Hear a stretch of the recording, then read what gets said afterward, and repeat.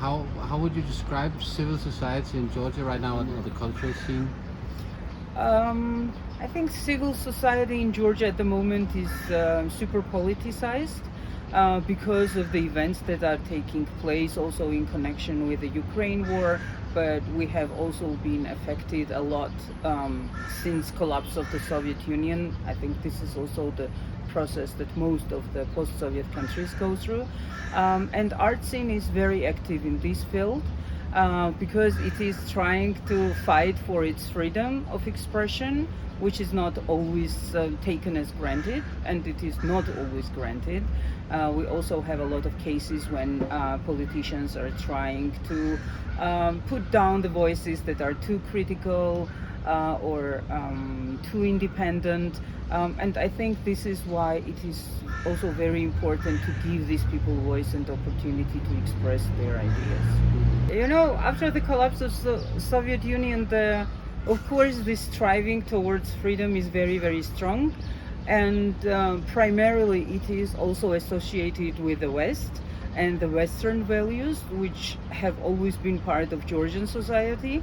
But at the same time, politically, everything is very split. And this, you can also see this difference among the generation of artists, because those who were brought up in the Soviet times, their mentality and their approach to different things is also very diverse and very different from how the young people work, because the generation that was born after 2000 is much more open to the Western values, and I think they don't really see much difference if they operate on a local level or international level. Also language-wise, for them English is much more understandable, and you sometimes see this as clash of civilizations, because these positions can be absolutely different.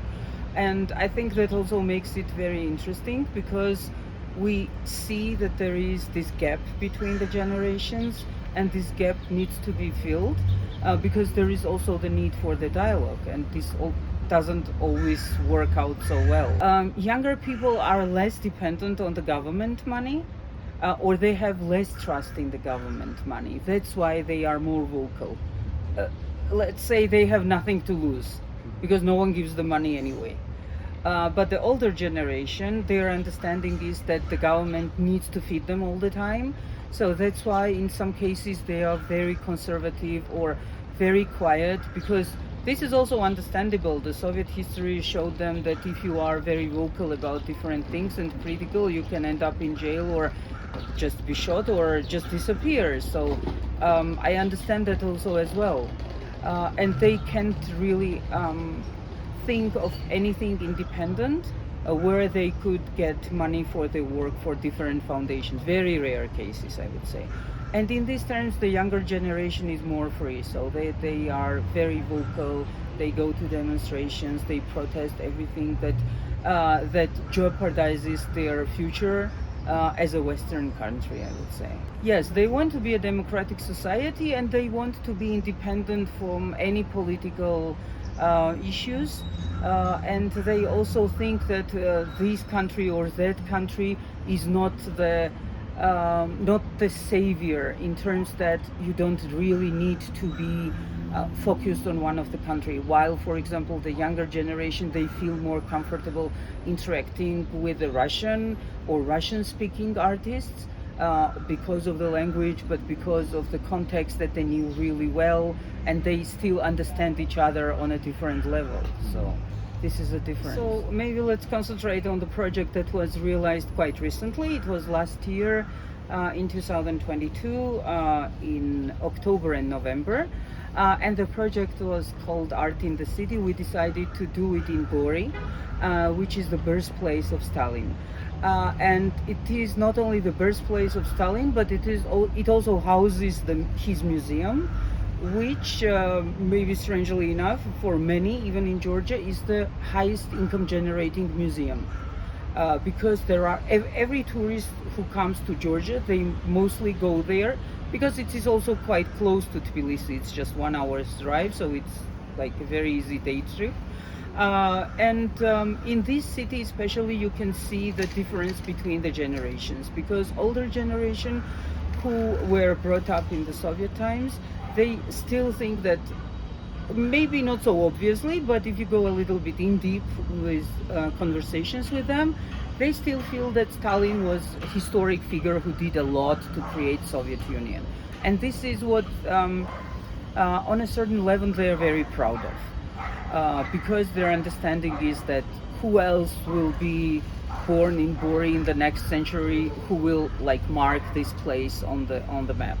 That's why we decided to do this project there, because it is about rethinking of our past, rethinking of our present, and also the future.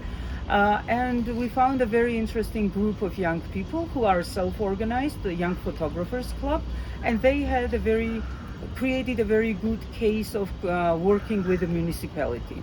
The city of Gori is very dominated by Stalin, Yeah. but they made sort of like their own art installations in a park, for example, in front of a Stalin statue, as a way to have alternative narratives or alternative histories, because you're very affected by the city space in a way, and the statues you see.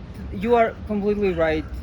Though there are now much less statues of Stalin in the city. So, for example, they removed it during the previous government, the one that was on the central square.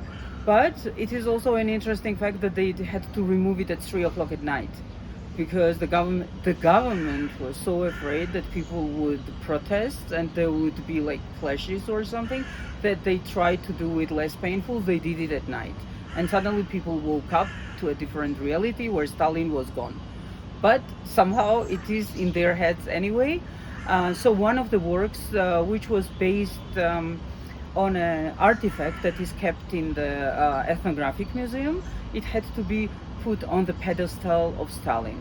This work is an ancient artifact that is a little device where the women would collect their tears when the men would go to the war, and somehow it was also related to all the victims that came in the Stalin's time and Soviet time. So the artist wanted to put it on the pedestal in the yard of the Stalin Museum.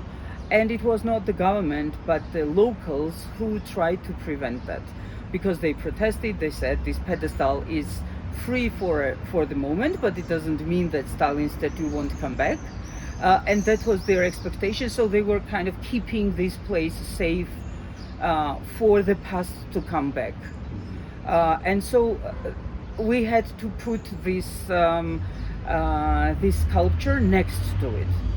And the talk was just about one-day exhibition. It was not we didn't want to put it there and leave it there, you know. But still, the resistance was huge. Why is it important to support the cultural sector in Georgia right now? First of all, it is important to make people from different backgrounds, different educations, but also different social background to be heard. Because Georgia is a country where people live a lot in the bubbles. And if you live in this bubble, you think that everything is only like you see and hear around you.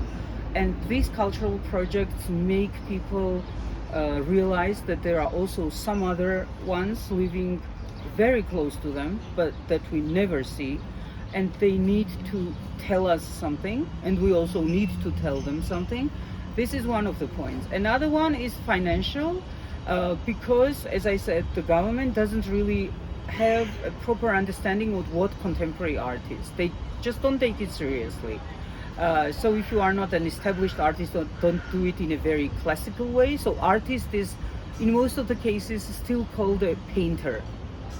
You know, the understanding that this is a much broader in a broader sense, it is still emerging, you know, and they don't really have so many mechanisms of supporting independent scene. And it is really pity that the foundations from outside and the foreign foundations are much more interesting in supporting Georgian artists, the young artists, than the local ones.